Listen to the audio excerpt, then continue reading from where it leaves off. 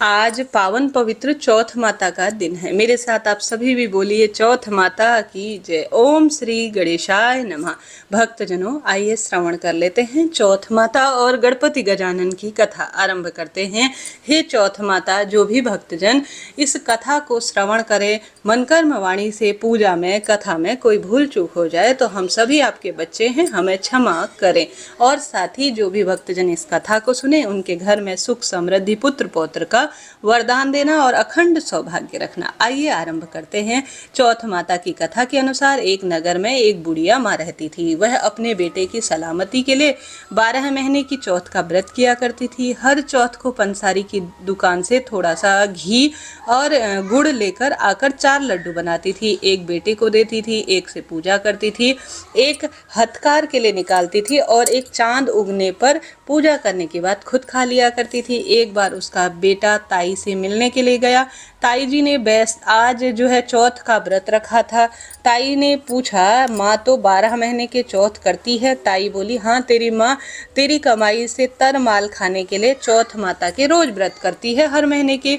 तू परदेश जा तो वह एक भी चौथ का व्रत नहीं करेगी। लड़के को बहुत इस बात से आग लग गई और वह ताई की बात सुनकर आग बबूला हो गया और सोचने लगा, यह ताई तो सच कह रही है। घर आकर माँ से कहा, मैं परदेश जा रहा हूँ, तो मेरी कमाई खाने पीने में ही उड़ा देती है। माँ ने समझाया, रोकना चाहा, परंतु बेटा नहीं माना। माँ ने उसके हाथ में जो है रख दिए चौथ माता के आखे, अर्थात गेहूं के दाने जो पूजा में सुने जाते हैं, रखे जाते हैं। और माँ ने कहा कि जब भी कोई मुसीबत आए तो यह गेहूं के दाने, आखे दाने हमेशा तेरी मदद करेंगे, क्योंकि यह चौथ माता का साक्षात आशीर्वाद है। वह आखे दाने लेकर, अर्थात गेहूं के दाने पूजा में रखे हुए लेकर वह जो है घर से निकल गया। घूमते हुए एक नगर में पहुंचा। उसने देखा एक बुढ़िया माई रोती हुई जा रही थी और पुआ बनाते हुए कह रही थी और रोए जा रही थी। उसने कारण पूछा तो बूढ़ी माँ ने कहा, बेटा, इस नगर की पहाड़ी पर एक दैत्य रहता है। पहले वह नगर में आकर कई लोगों को जो है खाने के लिए मार देता है। अब राजा हर घर से एक आदमी दैत्य के पास भेजता है और आज मेरे बेटे की बारी है, इसलिए खूब रो रही हूँ। इसके लिए अलावा मेरा कोई भी सहारा नहीं है और उसी के लिए पुआ पूड़ी बना रही हूँ। वह बोला, तू पुए मुझे खिला दे, तेरे बेटे की जगह मैं चला जाऊंगा। बुढ़िया माँ ने खीर पुए उसे खिला दे। खा पी कर वह जो है चला गया उस राक्षस के पास। रात को राजा के सैनिक आए तो बूढ़ी माई ने उन्हें भिजवा दिया। दैत्य के सामने पहुंचकर उसने चौथ माता के आखे दाने जो है चौथ माता का स्मरण कर कर जो है दैत्य के सामने फेंक दिए और प्रार्थना की कि हे चौथ माता, अगर तू सच्ची है, यदि मेरी माँ ने मेरी सलामती के लिए इस व्रत को पूजन को किया है, तो इस दैत्य का यहीं पर अंत हो जाए और इसका सिर कट जाए। चौथ माता की कृपा से तुरंत दैत्य का सिर कट गया। लड़का वापस आ गया। राजा ने उसे उपहार देकर विदा किया। चलते हुए एक दूसरे राज्य में वह पहुंचा। इस राज्य के आवा अर्थात मिट्टी के बर्तन तभी पकते थे जब एक इंसान की बलि दी जाती थी। सिपाहियों ने उसे पकड़कर आवे में चुन दिया।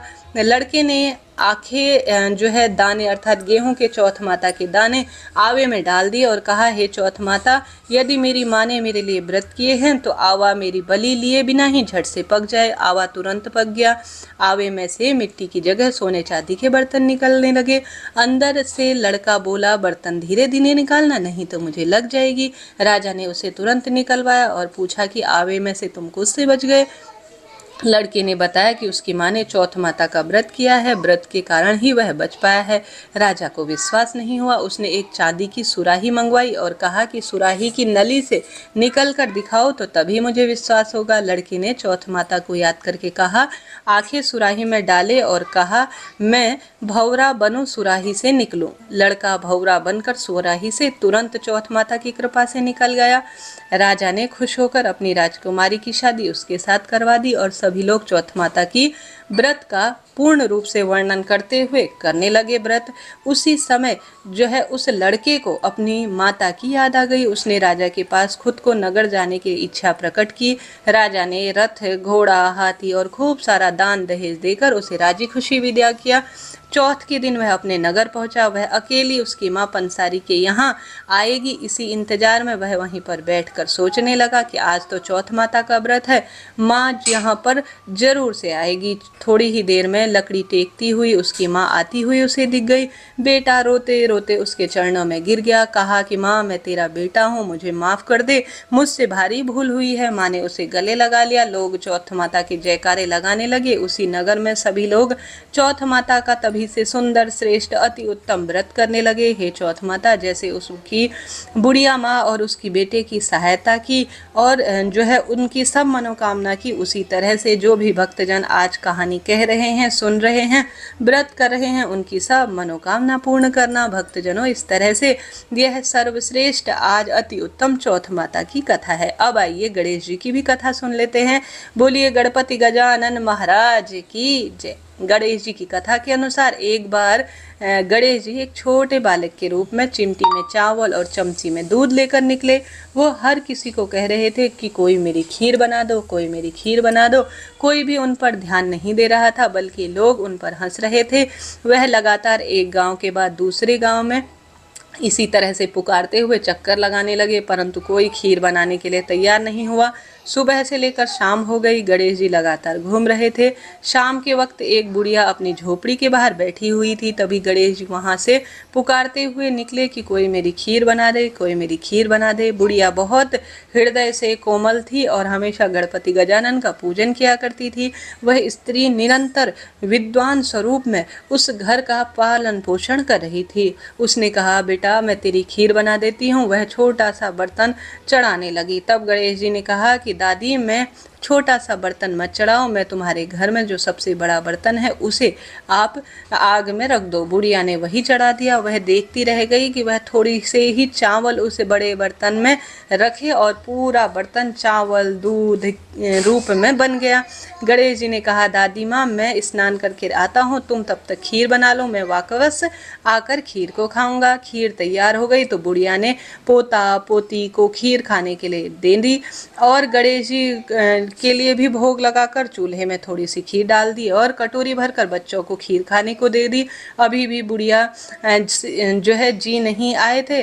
बुढ़िया के स्वरूप में जो है वह हर स्वरूप में गणेश जी का वंदन कर रही थी कि गणपति गजानन आ जाओ और इस खीर को खा जाओ, परंतु गणेश जी नहीं आए। बुढ़िया को भी भूख लगी थी तो वह भी एक कटोरा खीर भरकर किवाड़ के पीछे बैठकर खा गई। एक बार फिर उसने कहा, गणेश जी आपके भोग लगे, कहकर भोग उसने खाना शुरू कर दिया। तभी गणेश जी आए। बुढ़िया ने कहा, आजा रे गणेश, खीर खा जा बेटा, आजा खीर खा ले, तेरी राह देख रही थी। गणेश जी ने कहा, दादी माँ मैं तो खीर पहले से ही खा लिया। बुढ़िया ने कहा, कब खाई? गणेश जी ने कहा, जब तेरे पोता पोती ने खीर खाई तभी मैंने खा ली और अब तूने खाई तो मेरा भी पेट भर गया। बुढ़िया ने पूछा, मैं इतनी सारी खीर का क्या करूँगी? इस पर गणपति बोले, पूरे गांव को दावत दे दो। बुढ़िया ने बड़े प्यार से मन लगाकर खीर बनाई थी। खीर की खुशबू से पूरा गांव इकट्ठा हो गया। हर घर में खीर खाने का न्योता दे दिया गया। लोग उस पर खूब हंस रहे थे। बुढ़िया के घर में खाने को दाना नहीं है और सारे गांव को खीर खाने का दावत दे रही है। लोगों को खूब कौतूहल हुआ और खीर की खुशबू से लोग सब खिंचे चले आ रहे थे।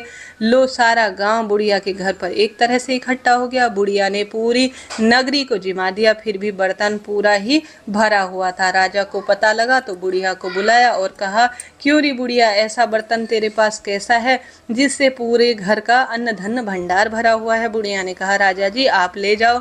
राजा जी ने खीर का बर्तन महल में मंगवा दिया। लाते ही खीर में कीड़े मकोड़े बिच्छू हो गए और दुर्गंध आने लगी।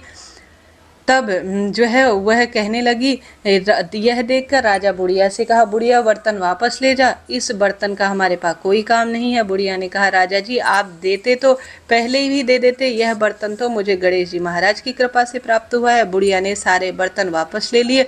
देखते ही सारे बर्तन सुगंधित हो गए। घर आकर बुढ़िया ने गणेश जी से कहा, बची हुई खीर का क्या करना है? गणेश जी ने कहा, झोपड़ी के कोने में खड्डा खोदकर गाड़ दो। उसी जगह सुबह उठकर देखा तो धन दौलत खूब सारी भरकर बर्तनों में आ गई। ऐसा कहकर गणेश जी अंतर्ध्यान हो गए। जाते समय झोपड़ी के लात मारते हुए गए तो झोपड़ी के स्थान पर महल बन गया। सुबह बुढ़िया ने फावड़ा लेकर घर को खोदने लगी तो टन टन करते हुए खूब सुंदर धन संपदा के भरे हुए बाल्टी निकली। यह देखकर वह खुश हो गई, सारी दरिद्रता दूर हो गई और आराम से रहने लगी। उसने गणपति गजानन का भव्य मंदिर बनवाया और साथ में एक बड़ा सा तालाब भी खुदवाए। इस तरह उसका नाम दूर दूर तक प्रसिद्ध हो गया। इस जगह वार्षिक मेले लगने लगे। लोग गणेश जी की कृपा प्राप्त करने के लिए उस स्थान पर पूजा और मान्यता के स्वरूप में करने लगे। हे गणेश जी महाराज, जैसे आपने उस बुढ़िया माता को सब कुछ दिया है, वैसे ही इस कथा को सुनने वाले सभी भक्तों पर अपनी कृपा दृष्टि बनाए रखना। हे चौथ माता, जिस तरह से आप सबकी सुनती हो, जो भी इस व्रत कथा को सुन रहे हैं उनकी भी तुम मनोकामना पूर्ण करना। आइए भक्तजनों, इसके अलावा आज नल दमयंती की भी एक कथा सुनी जाती है जो कि चौथ व्रत को पूर्ण करती है। आइए श्रवण करते हैं, मेरे साथ आप सभी भी बोलिए चौथ माता की जय। कथा बहुत अद्भुत है, बहुत श्रेष्ठ है। आज आप सभी ने इस कथा को पूर्ण श्रवण करना है। कथा के अनुसार भादवा चौथ का जो व्रत है उसमें एक कथा वर्णित है। एक नल नाम के राजा थे, उनकी बेहद सुंदर रानी थी जिनका नाम दमयंती था। किसी श्राप के कारण राजा नल को अपना राजपाट खोने के साथ साथ अपनी रानी को भी दूर होने का कष्ट सहना पड़ा। कथा के अनुसार किसी श्राप के कारण राजा नल के ऊपर अचानक दुखों का पहाड़ टूट पड़ा। डाकुओं ने उनके महल से सारा सामान ले लिया और अंत में पूरे महल को जला दिया। दुर्भाग्य से राजा नल भी जुआ खेलकर सब हार गए। तब नल अपनी रानी के साथ वन में चले गए, लेकिन श्राप के कारण वहां भी स्त्री वियोग उन्हें झेलना पड़ा। इस तरह से एक दिन रानी दमयंती को वन में महर्षि सरभंग के दर्शन हुए। रानी ने मुनि को नमस्कार किया और पति को प्राप्त करने का उपाय पूछा। तब मुनि ने दमयंती को भादो चौथ व्रत का व्रत रखने की सलाह दी और कहा कि इस व्रत में गणपति गजानन भगवान की विधि विधान से पूजा करना। इस व्रत को करने से तुम्हारी जो दुख दरिद्रता है, रोग दोष कष्ट है, पति के मिलन का अधूरा स्वप्न है, वह निश्चित रूप से जो कष्ट है उनका निदान होगा और तुम्हारी मनोकामना पूर्ण होगी। रानी दमयंती ने पूरे विधि विधान से यह व्रत किया, जिसके प्रभाव से उन्हें अपने पति के साथ साथ पुत्र की भी प्राप्ति हुई। इस व्रत के प्रभाव से राजा रानी को उनके कष्टों से मुक्ति मिली। कहते हैं तभी से गणपति गजानन का यह व्रत सर्वोत्तम माना जाता है और भाग्य उदित करने वाला होता है। भक्तजनों, इसके अलावा आज एक चौथ माता की और कथा सुनी जाती है जो कि सर्प से परिवार की रक्षा करने वाली होती है। आप सभी इस कथा को जरूर से पूरा सुनिएगा। मेरे साथ आप सभी बोलिए चौथ माता की जय। कथा के अनुसार एक साहूकार का एक बेटा बहू थे। बेटा वह साहूकार दोनों कुछ भी नहीं कमाते थे। बड़े बूढ़ों के धन से ही उनका घर चलता था। जब भी बहू बाहर कचरा डालने जाती थी तो पड़ोसन उनसे पूछती थी कि बहू आज खाने में क्या बनाया है। तब वह कहती थी ठंडी बासी रोटी खाकर ही जीवन चल रहा है। एक दिन यह बात साहूकार के बेटे ने सुन ली। उसने अपनी माँ को सारी बात बताई और पूछा कि माँ, तू तो अपनी बहू को रोज गरम गरम खाना परोसती है, खिलाती है, तब भी यह पड़ोसन से कहती है कि वह ठंडी बासी ही खाकर आई है। तब उसकी माता बोली, बेटा मैं तो चारों थालियों बराबर गर्म खाने की परोसती हूँ। यदि तुझे विश्वास न हो तो अपनी आंखों से देख लेना।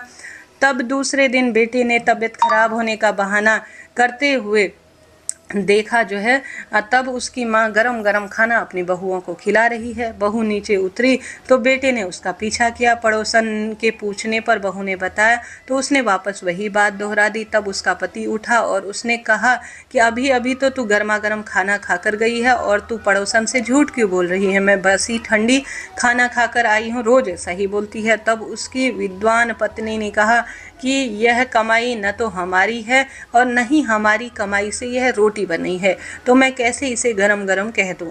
मैं तो तभी इसे गरम कहूंगी जब आप कमा कर लाएंगे। यह तो हमारे पिताजी की देन है। यदि इस तरह से बैठे बैठे अपने पिता का धन खर्च किया जाएगा तो कुएं में पानी की तरह यह एक दिन पूरा समाप्त हो जाएगा। तब उसका पति इस बात को सुनकर विदेश कमाने के लिए चला गया। पीछे से उसकी पत्नी 12 महीने के चौथ का व्रत करती थी और नियमित रूप से चौथ माता और गणेश जी महाराज विनायक जी की कथा सुनती थी। विधि विधान से व्रत उपवास किया करती थी।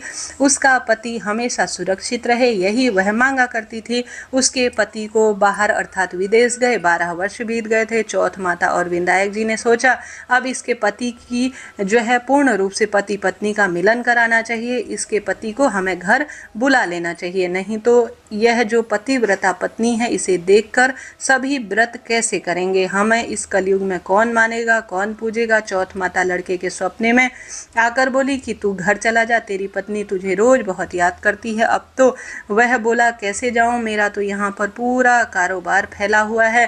तब चौथ माता बोली कि सुबह एक दीपक जलाना, चौथ माता का नाम लेकर बैठ जाना, देने वाले रुपए दे जाएंगे और लेने वाले ले जाएंगे। उसने सुबह उठकर वैसा ही किया और सारा कारोबार एक दिन में ही सिमट गया। और वह घर जाने के लिए रवाना हुआ तो रास्ते में एक सांप उसके पास आया। लड़के ने सोचा सांप हमें खा जाएगा। उसने भगाने के लिए उसे जो है दूर भगाना चाहा और सिसकियां भरी, लेकिन तभी नागराज बोले कि हे पापी दुष्ट, तू तो सर्प योनि से, मैं तो मुक्त हो रहा था लेकिन मुझे सर्प योनि से मुक्त होने से रोक लिया।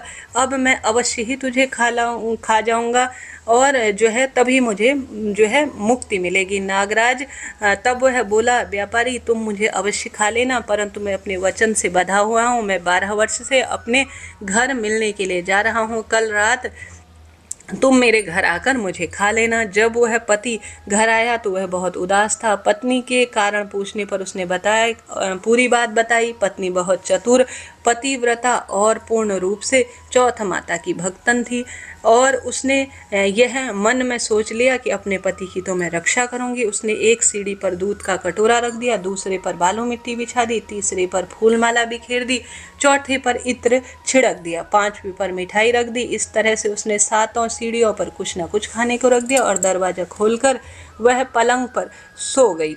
और जैसे ही सांप आया सपने पहले उसने दूध पी लिया और साहूकार के बेटे तूने तो मुझे सुख बहुत दिए हैं, परंतु मैं तुझे डसूंगा क्योंकि मैं तेरे वचनों से बंधा हुआ हूँ, ऐसा वह कहने लगा। 7 सीढ़ियों पर उसने ऐसा ही कहा। जैसे वह चढ़ने लगा हंसते हंसते वह ऊपर पहुंच गया।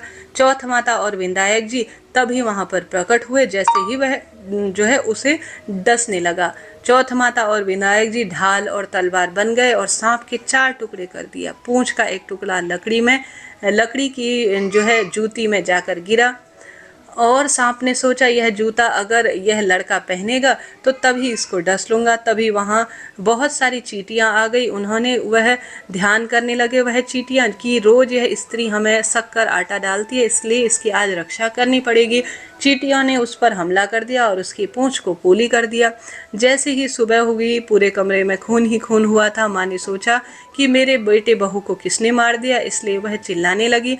बेटा बोला कि माँ खुशी मनाओ, आज हमारा बैरी दुश्मन मर गया, और पूछने लगा कि मेरे पीछे से मेरी दीर्घ आयु के लिए कौन सा उपाय किया था, कृपया बताओ। तब माँ बोली मैंने तो कुछ नहीं किया। पत्नी से पूछने पर उसने कहा कि मैंने 12 महीने की चौथ का व्रत किया है, इसलिए चौथ माता और विनायक जी ने हमारी सहायता की है। सास बोली अरे झूठ बोलती है, मैं तो इसे रोज 4 रोटी खाने को देती हूँ, तो इसने कब और कैसे चौथ व्रत किया। तब बहन बोली एक रोटी मैं गाय को खिलाती हूँ, एक मेहतारनी को दे देती हूँ, एक जमीन पर गाड़ देती हूँ, शाम को चंद्रमा को अर्घ्य देकर ही खाती हूँ, यदि विश्वास न हो तो पूछ लो। तब गाय माता से पूछा तो वह हंसने लगी। पलाश के फूल उसके मुंह पर गिरने लगे। जमीन में खोद कर देखा तो रोटियों की जगह सोने के चक्कर बन गए। मेहता रानी से पूछा तो उसने भी हाँ भर दी। चौथ माता जैसे आपने उसके पति की रक्षा की वैसे ही हम सभी की रक्षा करना और हमारी सब मनोकामना पूर्ण करना। आप सभी भक्तजनों ने यह कथा सुनी, आपका धन्यवाद और आभार। भक्तजनों यह बात सत्य है, चौथ माता अगर 12 महीने की चौथ विधि विधान से कर लिया जाए, गणपति गजानन का पूजन कर लिया जाए और जीवन में चौथ माता को नियमित स्वरूप में भोग लगाया जाए तो चौथ माता हमेशा ही अपने घर परिवार की रक्षा करती है, पति की लंबी आयु करती है, पुत्र पौत्र का वरदान देती है। तो भक्तजनों आज सुनी जाने वाली सभी कथाओं का मैंने श्रवण कराया। आपके लिए जरा सा भी वीडियो उचित उपयोगी रहा हो तो चौथ माता की जय जरूर लिखिएगा, गणपति गजानन की जय जरूर लिखिएगा। साथ ही वीडियो को लाइक शेयर सब्सक्राइब कर दीजिए। इससे पहले आज सातुड़ी तीज की व्रत कथा का भी मैंने श्रवण कराया है, उस वीडियो को जरूर देखिएगा। और साथ के साथ चंद्र उदय का क्या समय रहेगा, पूजा विधि की भी वीडियो प्रसारित हो चुकी है।